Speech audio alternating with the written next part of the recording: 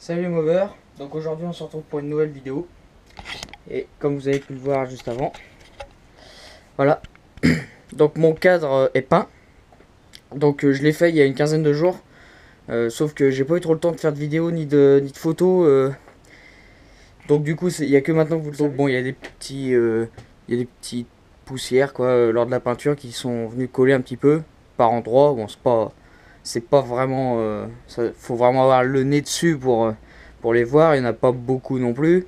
Donc bah, ça c'est le problème hein, quand on n'a pas une cabine peinture forcément c'est pas parfait à 100% quoi. Mais là on va dire qu'à 90% c'est déjà pas trop mal. Surtout dans les conditions où je peins. Donc voilà. Donc là je suis super content parce que c'est là que je vais pouvoir remonter déjà. Commencer le remontage de la partie cycle. Donc là tout ce qui est fourche brossillants et les roues bien sûr. Donc les roues d'ailleurs elles sont ici. Donc voilà, j'ai remonté les pneus disques avec de la visserie toute neuve parce que avant j'utilisais la vieille visserie de couronne qui était donnée quand j'achetais les jantes quoi, la visserie d'origine MBK quoi qui a 30 ans. Et franchement je me suis dit certaines vis en plus elles avaient de la drôle de gueule, c'était pas super. Donc j'ai tout changé pour le disque à l'avant, pour la couronne arrière, pour repartir sur du neuf quoi, parce que s'il y a une vis qui casse surtout à l'avant quoi, c'était surtout pour le disque, parce qu'il y avait vraiment des vis un peu pourries. Donc là au moins c'est neuf, donc déjà voilà, pas de risque de casse ou quoi que ce soit. Faut mieux prévenir que guérir quoi, comme on dit. Donc là voilà, la roue arrière avec la couronne, tambour. Donc je me suis pas amusé à leur peindre, bon c'est pas non plus une machine custom que je fais, voilà.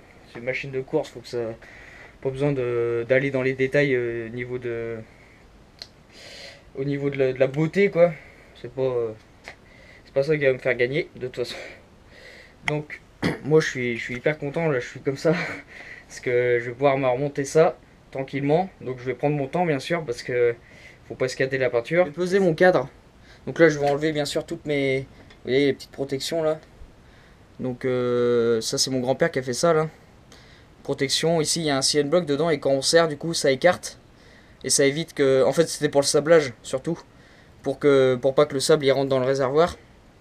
Donc en fait il a fait un système avec un crochet à l'intérieur qu'on rentre dedans avec un CN block et en serrant, pof, ça vient l'écarter le CN block dedans et ça vient c'est hermétique quoi. Et ici là pour l'axe de pédalier quoi, de poulie, une simple tige fuitée avec rondelle écrou.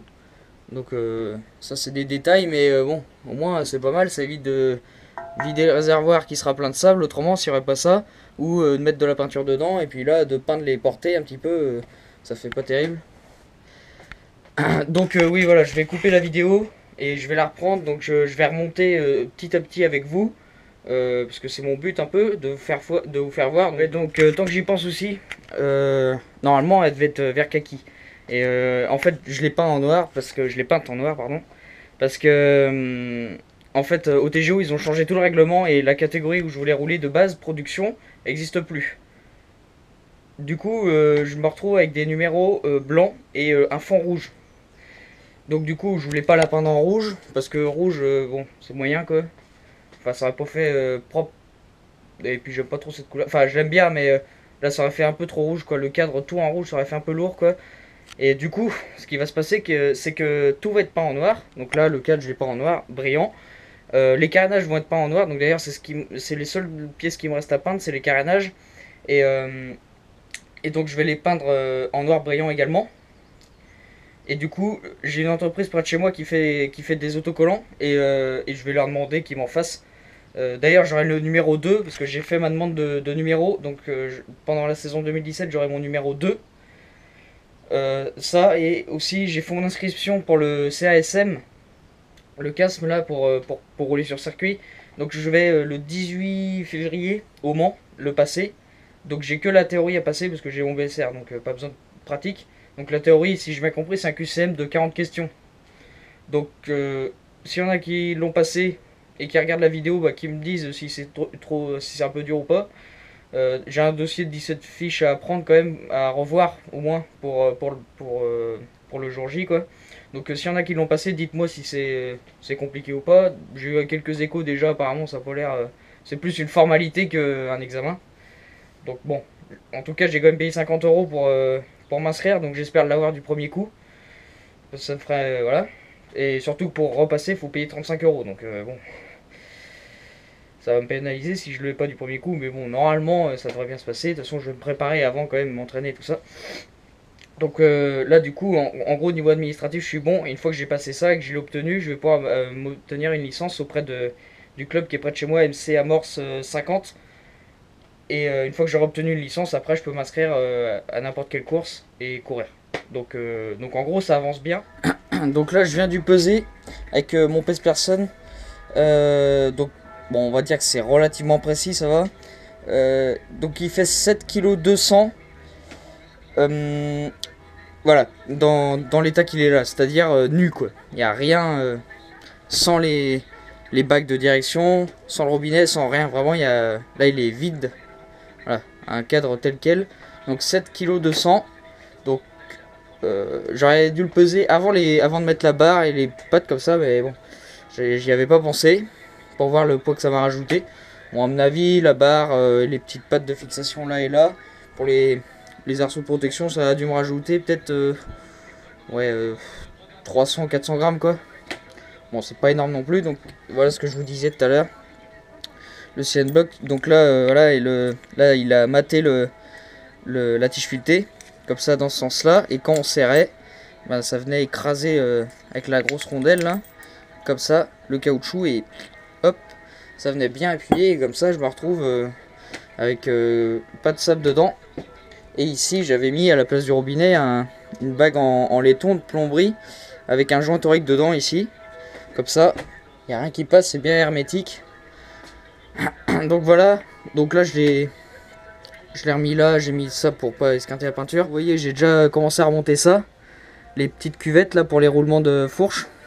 Donc si vous vous rappelez certains qui me suivaient cet été, quand j'étais en train de la modifier chez mon grand-père, j'avais un souci de jeu dans la colonne de direction et c'était ici là les cuvettes qui tenaient plus. En fait parce que le mec il a dû se casser la gueule avec la mob, celui que je l'ai acheté avant. Et à mon avis ça avait dû prendre du jeu là-dedans. Ou autrement, une autre hypothèse aussi, c'est peut-être qu'il faisait il essayait de faire du wheeling avec ou je sais pas quoi.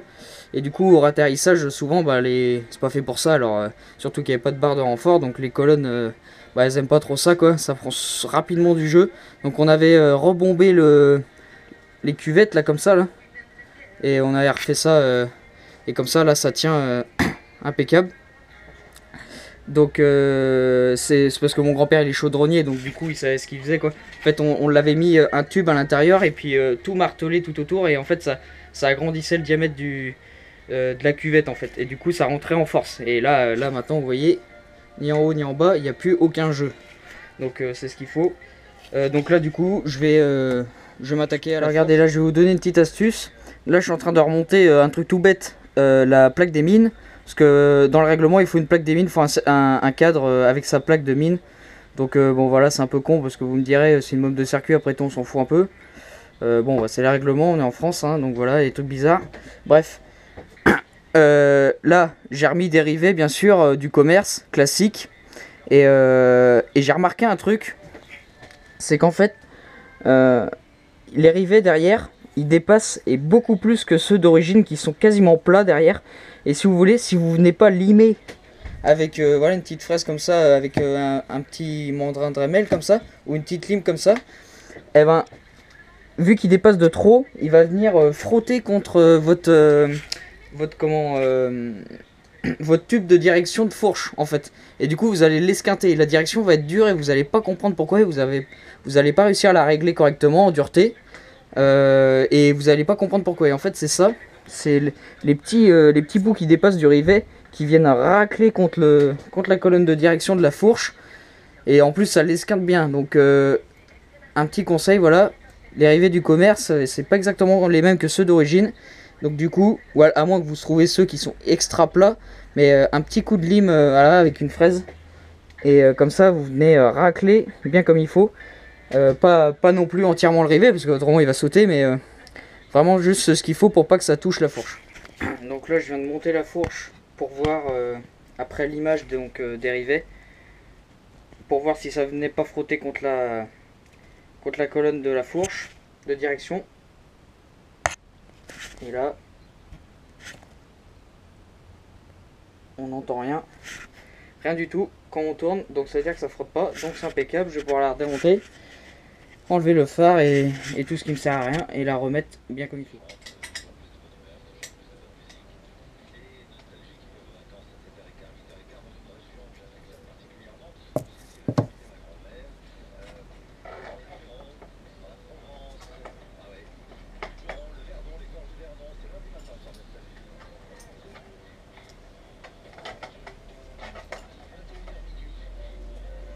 Hop, le phare, ça n'a pas besoin qu'on pète. Terminé.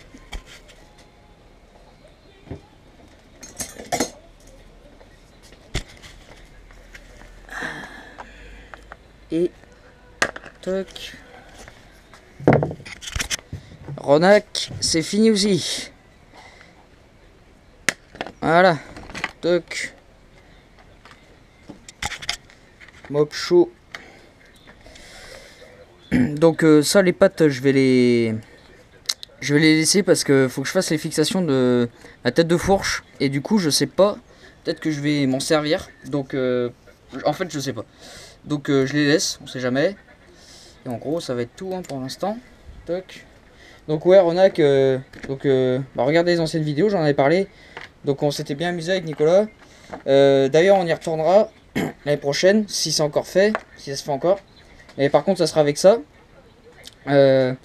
Et du coup ça sera plus tranquille, on sera plus dans l'esprit balade si vous voulez. Parce que je m'étais ramené avec l'autre qui était Poligny, tout ça. C'était pas. J'ai pas trop été bien vu quoi. Parce que par rapport aux autres qui étaient avec leur machine d'origine et tout ça. Il y en avait qui avaient apprécié le truc quand même. Parce que bon elle claque quoi la machine. Mais bon il y en avait, vous voyez bien ça les dérangeait un peu. Donc là je vais me ramener avec ça, une machine origine. En plus elle aura un petit moteur tranquille. Donc on sera plus dans l'esprit balade que la dernière fois, c'était un peu plus compète quoi. Mais bon, en attendant, c'était bien marré. Donc on recommencera, bien sûr. Et bien sûr, je me ramènerai pas avec ça non plus. Là cette fois-ci, je vais me faire que des ennemis. C'est pas la peine. Donc bon, je vais être prêt pour remonter la fourche. Donc là, je m'apprête à remonter ma fourche, mais bien entendu, bien graisser les roulements de direction.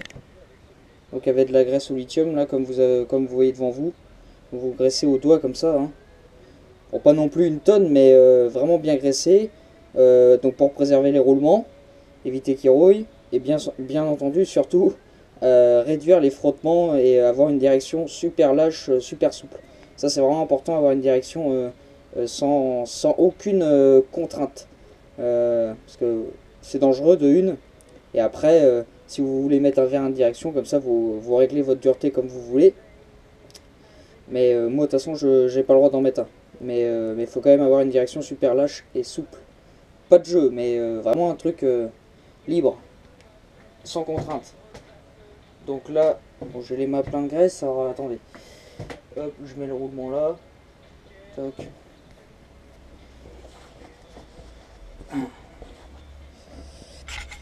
Donc tac, vous mettez le roulement supérieur ici, donc vous gourrez pas de sens non plus.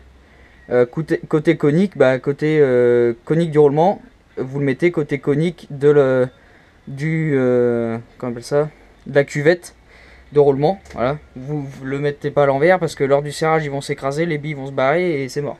Roulement mort. Donc la même chose pour celui-ci. Et puis voilà, là ici par exemple, vous le mettez dans ce sens-là et non comme ça, ok. Donc assurez-vous d'avoir des pièces propres. Hein. Voilà, c'est important. Plus agréable pour les mains. Regardez, mes mains sont nickel. Bon, bien sûr, j'ai un petit torchon, mais voilà. Mécanique, normalement, c'est main propre. Hein. Pas besoin de se salir les mains. Donc, toc, la fourche. Donc là, je suis tout seul. Ça va être la merde. Comme d'hab. Ça, c'est chiant.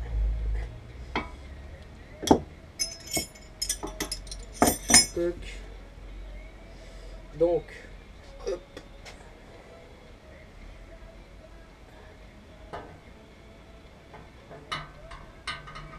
Alors, tac.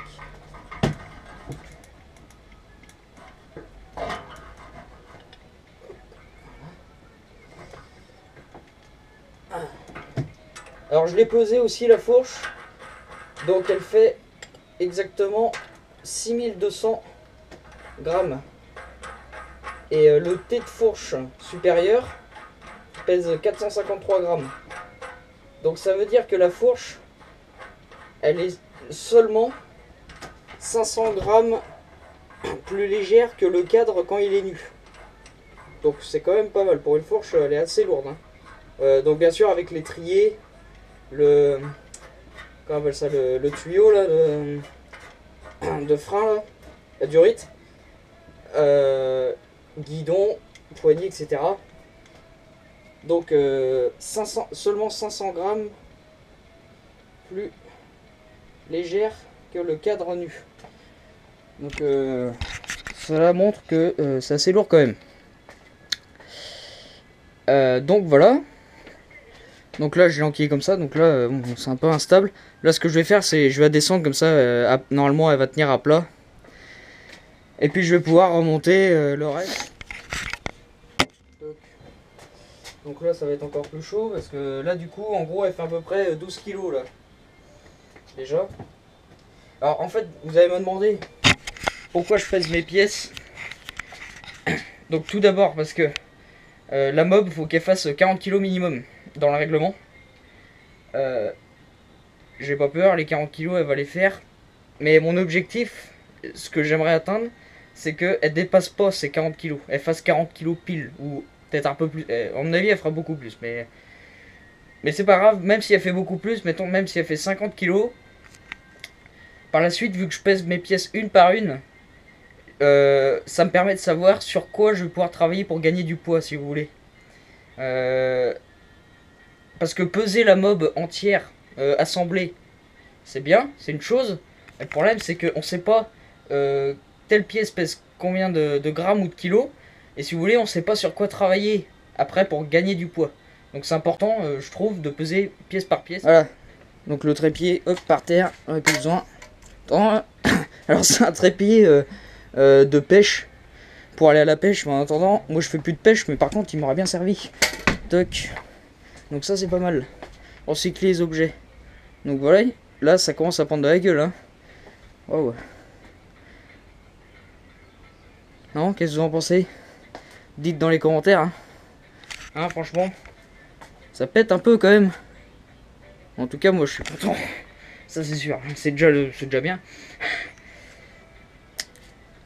Bon, donc ensuite, ce qu'il faut faire, c'est prendre le T supérieur. Alors, le bras pas assez court, assez long, pardon. Donc voilà, le T en aluminium. Donc, moi ce que je fais, c'est que je serre ici à bloc, comme ça, ça la remonte un maximum. Voilà. Ensuite, vérifier que c'est quand même encore libre. Donc là, vous voyez, elle tourne bien. Pas de bruit, ni rien. Ensuite on met le T, toc, on l'enquille, on serre, et après ici en fait moi j'appelle ça la cuvette de réglage. Plus on la tourne ou on la serre, et ben plus on a une direction un peu plus dure, et faut trouver le juste milieu, voilà, celui qui vous convient un petit peu. Déjà ça peut être un pré-réglage, et c'est pour ça que c'est intéressant d'avoir ça, pour comme moi qui a pas de vérin de direction quoi. Donc voilà, et après c'est tout simple, hein, vous serrez ici assez fort. L'écrou de 32, voilà, une rondelle avant, toc, comme ça, quand même, en cas où. Voilà, donc je vais reprendre la vidéo quand je vais remonter le bras oscillant qui est par terre là. Donc j'ai mis sous palin pour esquinter. Donc je vais le remonter, pareil, poids de l'axe de bras oscillant arrière, 100 grammes tout rond avec l'écrou. Donc voilà mon bras oscillant. Donc là, pareil, je vais le remonter. Bon là je pèse des pièces, là-dessus je vais pas gagner du poids, hein, je vais pas m'amuser à le couper ou je sais pas quoi. Hein. Mais bon, moi je saurai le détail. Puis même, il y en a qui me demandent des fois le poids des jantes ou des trucs comme ça. J'ai eu quelques questions qui revenaient comme ça. Alors, au moins là, s'il y en a un qui me pose des questions, je pense que je pourrais lui donner chaque détail de chaque pièce, du poids de chaque pièce. Donc là maintenant je vais graisser mon axe. Donc pareil, ici, le bras oscillant, il y a une rotation autour de cet axe-là. Tac, donc frottement, donc graissage. Donc au préalable, j'ai nettoyé l'axe, enlevé la vieille graisse. Voilà, c'est toujours mieux. Repartir sur une surface propre, par graisser sur déjà quelque chose qui est sale. Parce que là, vous perdez votre temps, hein. Ça sert à rien. Toc. Mais bon, ça après c'est de la logique, hein, je pense que. Voilà.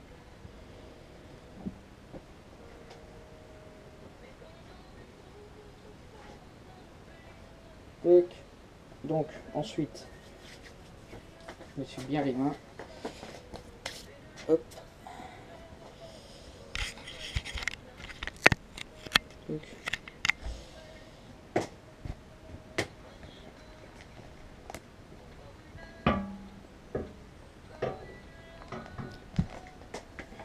Donc là, je vais être délicat.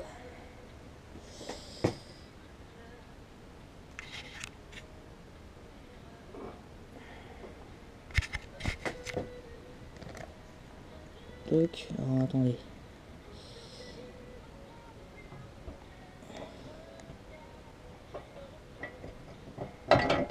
Voilà. Alors attendez. Est-ce que je suis en face? Voilà. Toc. Voilà. On met l'écrou ensuite. Et voilà. Plus qu'à serrer et c'est fini. Toc.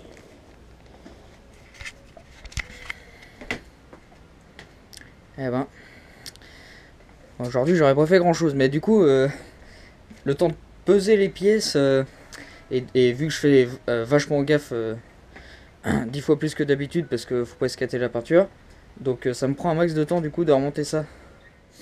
Cale-pied nettoyé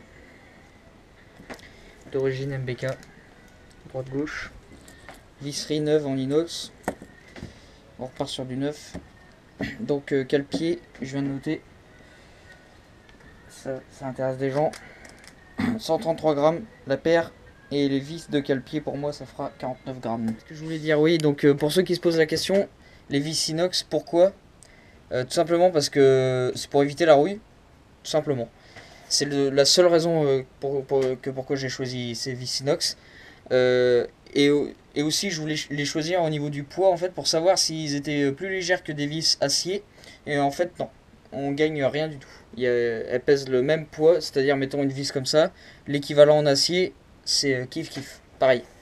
Il n'y a pas de différence, elles sont ni plus légères ni plus lourdes. Donc du coup, bah, le seul avantage c'est qu'elles rouilleront pas dans le temps. Voilà, tout simplement. Et là ici, pour ceux qui vont se poser la question, la boîte à air, vous allez me dire, elle est à l'envers parce que là normalement c'est le carbu qui va là. Enfin le tuyau qui est relié au carbu, ça aurait été mieux dans l'autre sens. En fait le problème c'est que dans l'autre sens, j'ai mes entrées ici, les entrées d'air. Et si vous voulez, si je l'aurais tourné à 180 degrés, c'est-à-dire ça là et les entrées d'air, elles auraient été là.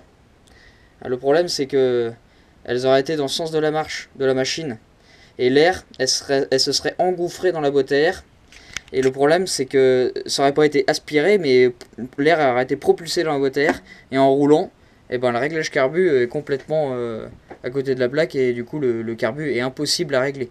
Faut toujours que ça soit aspiré et pas qu'on enquille l'air dans la boîte. Faut que l'air soit aspiré.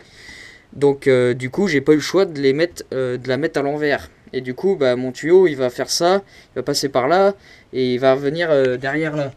Bon c'est vrai que c'est un peu un circuit un peu bizarre, mais j'ai pas eu le choix. En fait l'idéal ça aurait été que cette patte en plastique Doppler bah, il la fasse là. Pour que comme ça j'aurais été pile poil. Le problème c'est que ça c'est une boîte à air qui est prévue pour les scooters à la base, donc bon, on fait comme on peut. Donc du coup bon, c'est pas grave, j'aurai juste un tuyau un peu plus long qui fera des zigzags un peu partout, bon, c'est pas très gênant. Mais voilà, c'est essentiellement pour le réglage carbu qui aurait été impossible si l'air se serait engouffré dedans, ça aurait tout appauvri et impossible de régler le carbu. Donc voilà le pourquoi du comment. Donc bah c'est tout, je vais m'arrêter là. J'espère que vous aurez apprécié la vidéo. Moi en tout cas je suis bien content, là ça commence à vraiment avancer, genre dans le vif du sujet, donc donc ça me plaît bien. Donc n'hésitez pas à mettre un pouce bleu, vous abonner si vous n'êtes pas abonné à la chaîne, à partager si vous voulez, hein, ça fait toujours plaisir. Ça me motive à faire d'autres vidéos comme j'ai dit. Et donc voilà, et les vidéos pour la métrologie arriveront. Je ne sais pas quand, mais elles seront faites. Voilà, donc je vous dis à plus les movers.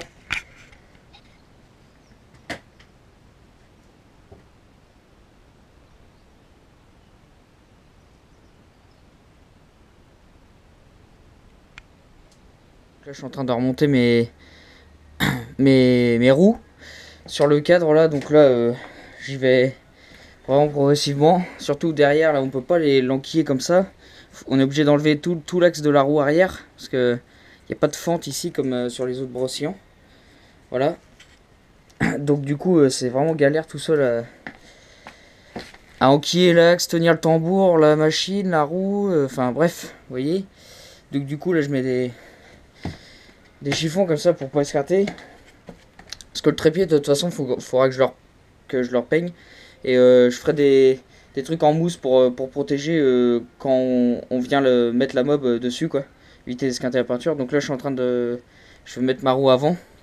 Donc on est obligé d'enlever les triers parce qu'autrement le pneu est trop large, il passe pas. Donc voilà la fourche. Toc. Hop. Donc là j'essaye de la remettre sur roue aujourd'hui. Comme ça au moins on va voir, je vais avoir un petit peu un aperçu de ce que ça donne une fois sur roue quoi. Voilà.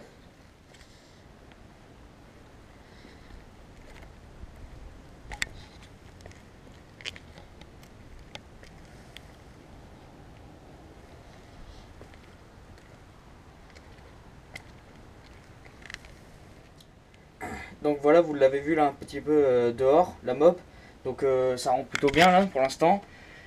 Pour l'instant je mets pas les amortisseurs parce que je vais pas remettre ceux que j'avais, ils sont un peu pourris, donc je vais en acheter des neufs, des amortisseurs de Dax. Et ils ont l'air pas trop mal. Ils sont à gaz en plus et on peut les trouver en neuf sur certains sites. Donc je vais acheter ça. Et autrement là vous avez vu quand même ça rend plutôt bien pour le moment. Donc là pour moi c'est fini ce week-end, là j'arrête là. Donc j'ai remonté les roues là juste aujourd'hui, c'est tout. Du coup je continuerai les vidéos au niveau montage moteur et tout ça à mon avis. Alors, montage du moteur sur le châssis, tout ça, tous les alentours également. J'ai encore un peu de peinture à faire parce que j'ai mes carénages à peindre encore. Mais ça va se faire rapidement. Donc je vous tiendrai au courant. Donc j'espère que la vidéo là, je vous dis à plus les mobers. J'espère que ça vous aura plu. Et je vous dis à bientôt pour de prochaines vidéos qui porteront sur la mob de circuit et sur la suite du remontage. Voilà, allez à plus.